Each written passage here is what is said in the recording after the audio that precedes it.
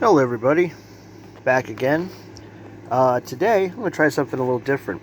As you may notice, it sounds kind of quieter from my usual surroundings. Today I'm going to try a little something inside, for several reasons why I'm not on location. One, I wanted to get this done today, and the heat index outside is currently 109 degrees, which is kind of hot, and I don't like hot weather. Plus, I've been in and out of it all day. Secondly, what you see in this picture is pretty much where I'd be filming it at anyway, and there's nothing much to see. Plus, it's a farmer's field, and I'd be trespassing or standing in the road, and parents always taught me not to play in the street. So anyway, today we are back, well, kind of back, in Quakertown, Pennsylvania, again. We're going to talk about the lost B24 Bomber of Quakertown. Yes, it's a small town, Bucks County, Bucks County. Small airport, not too far from where I live. And when I was younger, I'd hear stories to my grandparents that there was a big airplane or a big bomber that sat at Quakertown Airport. And I found it kind of odd that there'd be a bomber sitting in Quakertown. For any reason, I found it kind of odd. And then some years later, thanks to the old internet, I found out that, in fact, one of my favorite kind of bombers was a B-24 heavy bomber actually was landed and sat in Quakertown. Yes, kind of hard to believe. After the war, there was quite a surplus of just about everything needed for the war effort, because once we got cranking, we were really cranking stuff out. One of the big things that was surplus after the war were airplanes. Lots and lots of planes were made, and by the time we got done with most of the air battles and bombings, a lot of the planes actually just sat in surplus. A lot of the ones that fly today, a lot of the warbirds out there that are actively flying still, a lot of them never saw combat. A lot of them went right into storage, and then got sold off after the war. And a lot of them never left the States, and some never even left an airfield. They went right into surplus. So that meant after the war that there was definitely a lot of planes to be had. I forget some of the prices on them, but they weren't as cheap as you'd think they would be for having hundreds and hundreds and hundreds of these planes they wanted to get rid of.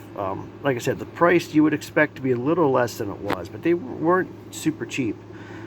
And sadly, a lot of them never sold, and they got scrapped. So in 1946, not long after the war, the owner, George Setman was his name. George Setman, the owner of Quakertown Airport, wanted to buy a B-24 bomber to display at his airport. So he bought a surplus B-24 bomber from Atlanta, Georgia, and flew it here. But the interesting thing about it is, if anybody knows Quakertown Airport, there's the hangar, the driveway is over here, and the runway goes this way. It's a cement runway. I'm not sure the exact length of the runway, but it does go this way. But I'm not sure when they changed it, but back in 1946, the runway was actually a dirt runway that came this way towards us. Right here is where the runway ended, right in here. One of the old hangars, you can't see it, but one of the old original hangars, I'll show you later in a picture, is right back in there yet still. So it was a dirt runway that came towards us, came this way, almost towards Richland Pike, right here. So there was a local pilot who was I think he was a fighter pilot from World War II. His name was Edward C. Kinsler. He had a flight school at Quakertown Airport and was very well known in the local air scene and in Quakertown. So George Setman asked him and another guy named Russ Garris to fly out to Georgia. They actually, if I remember right, they actually flew out in Edward Kinzer had a T-6 Texan, which was an advanced trainer for World War II. And Kinzer actually had a Texan, and him and Russ Garris flew out to Atlanta, Georgia to pick up this B-24 bomber. The interesting thing about it is they knew very well that the runway was probably not long enough to land the plane on. If anyone knows anything about B-24s, which is pictured right here, they're what's considered a heavy bomber, and they are quite large. So what they did was, like I said, Edward Kinzer was the pilot, Russ Garris was the co-pilot. So George Setman knew the length of his runway, and he knew enough about planes to know that the B-24 may not make it onto his runway. The funny thing is, the plane was never intended to leave. He brought it in for display purpose. From what I've read, one of the things he wanted it for display for attention at his airport, and the Civil Air Patrol and the Boy Scouts both used it for something. And I've not found why they used it or what they used it for, but it didn't fly, so they weren't using it for training. That's one thing's for sure. There's also rumors that that it was used as a coffee shop, miniature golf. They had a miniature golf course around it. I haven't found anything about the miniature golf, anything else besides a couple stories about it, but that, from what I was told from somebody else, that's not true. There's never a miniature golf course around it. And there was a coffee shop, but the coffee shop wasn't in the B-24. So anyway, so George knew that it would probably not land properly on his runway. So he had Edward fly the plane around Quakertown. I think it was somewhere close to half an hour. He flew the plane in circles over top of Quakertown in 1946, trying to use up as much fuel as possible in case something would happen on the landing. Because like I said, they knew it may not make the runway, may not make it because of how short the runway was. And it was a grass strip too. A lot of planes in the war landed on grass strips. I'm not sure the B-24s were designed to land on grass strips, but I'm not sure. So anyway, so Edward flew it around Quakertown for 20 to 30 minutes to use up as much fuel as possible. So then when he was basically on fumes, he came in and landed. He almost came to a stop right before what's now Richland Pike.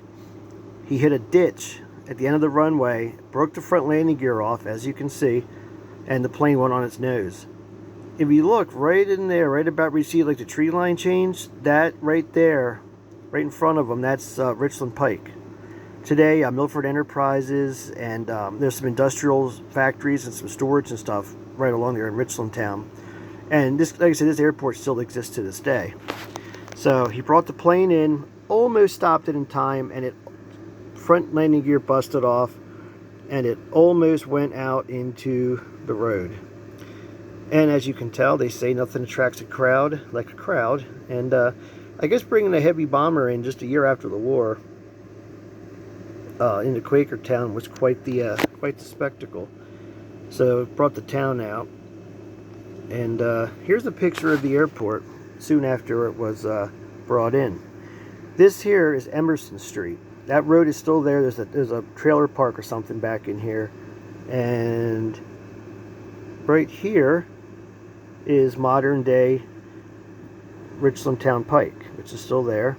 So if you're ever going down here past the Quakertown Airport, this is a farmer's field now. If you come down to Quakertown Airport and you see Emerson Street, and at the intersection, right in that intersection, for several years a B-24 sat there. So you can see, can't really see it so well. I had another picture, I don't know what happened to it. But this is basically, this was the runway right in here. This is where it came in at. They spun the plane around, fixed the landing gear, and that's where it sat until it fell into disrepair and was scrapped and parted out in the late 50s. So, like I said, I don't know how many people watch this are locals to Quakertown area, but this right there, Richland Pike. I hope I'm saying it right. I am terrible with road names. I probably drive down that road probably once or twice a week. And I'm so terrible with road names. Actually, today I went by there. I had to memorize that this here is Emerson Road. So yeah, so this B-24 sat there. It was used for display purposes, and like I said, display purposes and something for the Boy Scouts and the. Hold on a minute here, this ain't cooperating. Hold on. Something for the Civil Air Patrol and the Boy Scouts. And sat there till the late 50s. And one of the things I want to know, I'd like to find out where it went. I'd like to know where the parts went, if any of the parts were used on any other B-24s. I'm not sure how many were still in use then. I know by the 50s, B-29s were still actually in service. The last B-29 was retired in 1960, I think. It was a radar reconnaissance plane. B-17s, until they started being used for by museums and for air shows for years, they were also used as water bombers. They would like fight fires, you know, like water bombers, like over forest fires. I'm not sure if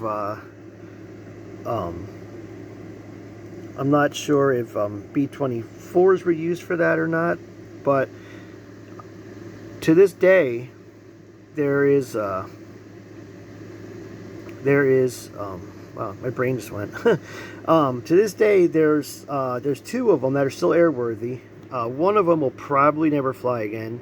Long story. It'll probably fly back to its home, to its museum, and it'll probably never fly again. The other one, which is run by the CAF, Diamond Lil, it's been under maintenance for a year and a half or so. Not a lot of information about that, what's really going on with it, but that should be back out, hopefully, maybe end of this year a little bit, next year. But, so technically, there's really only one B-24 that's going to be flying, which is pretty amazing because out of all the B-24s, there's over 18,800 or something like that. It was one of the most mass-produced planes of the war and the most mass-produced heavy bomber of the war. And I think it might have been the most mass-produced plane of the war.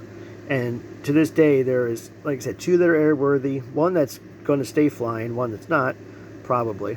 And total, there's maybe 13 total airframes in museums and on display.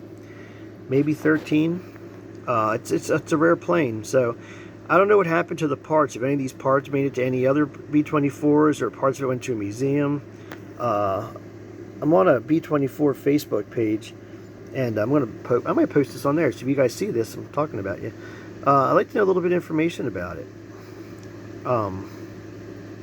But so yes, I thought that was a little bit of interesting history here from Quakertown. And if you're into local history, you're from that area, and you're into airplanes and warbirds and stuff. But yeah, like I said, there's over 18,000 B-24s made. And to this day, there's 13 complete, 2 airworthy. I'd like to know what happened to parts of this plane. It says it was dismantled and trashed.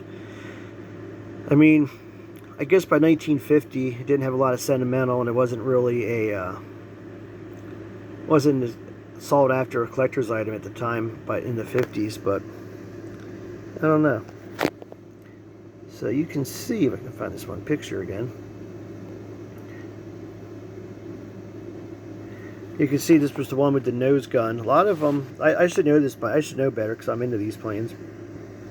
But this had a turret on the nose. Not all of them did. Some had a glass, almost looked like a B-25 in the front, kind of, with a gun, or B-17 even. Actually, most heavy bombers. Some had a glass nose. This one had the turret. Anyone who knows the markings and all. 27, I'm not sure what that means. You can see it had the round nacelles. I know they changed. I think the early ones were round, or the later ones were round. The earlier ones were an oval shape. I think the one the CAF flies is ovaled. Again, every time I do a video, I do enough research, and it's stuff I just know from knowing.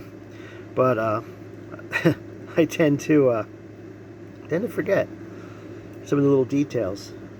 But anyway, I hope I covered everything. Hope this was interesting enough to know that there's a B-24 at one time. I got a couple other pictures. I might post these pictures up. There's the one again of the old runway. I got a few other pictures I can find. Maybe I'll put a little post about this on my YouTube page along with this. Something a little bit of a follow-up. But so I'd like to thank everybody for checking this out. Someday I'll explain the history of my page, my channel. It's really nothing great, nothing really too much to talk about. But counting my videos and my shorts, this is video number 100. and I've been really trying to kick it back up lately, and trying to actually make it, get more views and get it going. I try to have more fun with it, and it's been working, and it's been getting there. So I'd like to thank everybody. Trying to keep it, a lot of it based around trains, because that's my main thing, is trains and railroads and history. But I'm going to try to focus a lot on local railroad history, like Perkiomen Railroad stuff, because that's kind of my thing. Perkiomen Railroad.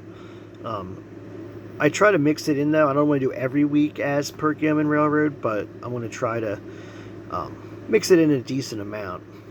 So, but anyway, so there'll be some more railroad. My next one will be based on, hopefully next week will be based on the Perkiomen Railroad. Something Perk Railroad related. I got a couple ideas. So, and maybe if this works out, maybe in the future, I will do some more kind of like this. So, like I said, thanks for checking this out, and I'll see you next time. Thanks.